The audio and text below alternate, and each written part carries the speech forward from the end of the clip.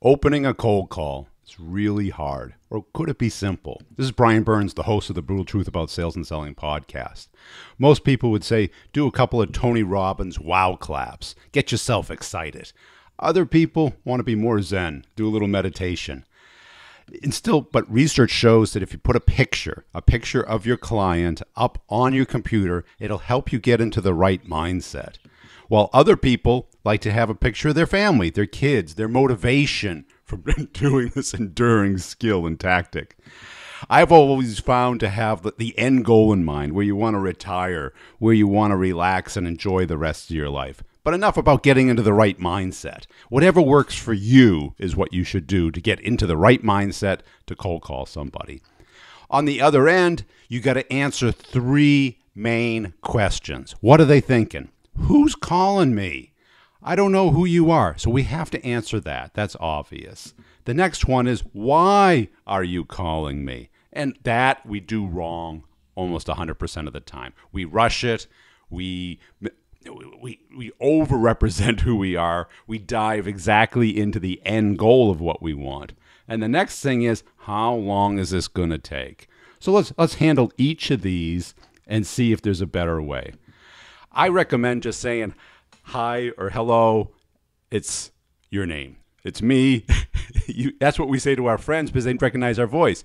They're not going to recognize your voice. So you say, hi, it's Brian. You can say your last name, but does it really matter? You might want to. It's a style thing. I typically do it. You say, it's Brian Burns. You can say your full name. It probably makes sense to use your full name. Depends on the market. And then you can say your company only if it's recognizable. You could say your industry. You could talk about your project. The idea is not to overwhelm them at first because they're still wondering who is calling. It's either going to be someone they know or someone they don't know. And once you give your name, it's somebody they don't know, and you probably don't want to confuse it more by giving them a company name that they're not going to recognize. Because then they're going to ask you to repeat it. What do you do? It's going to cause confusion. The next thing is you skip over why you're calling, because I'll get to that in a second.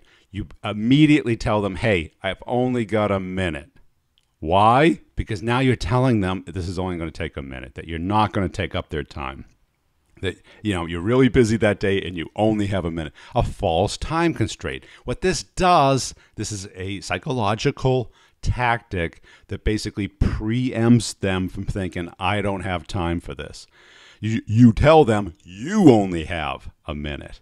And then you go, I've been assigned to check out and ask about these things. So don't get into a pitch, because if you get into a pitch, they know you're a salesperson and they know you're trying to push something on them, but you're not yet because you don't know who they are. You don't know if they're the right person. You don't know if they have the problem you solve. You still have to question them. Just say, I've been assigned to do some market research to find who has this problem.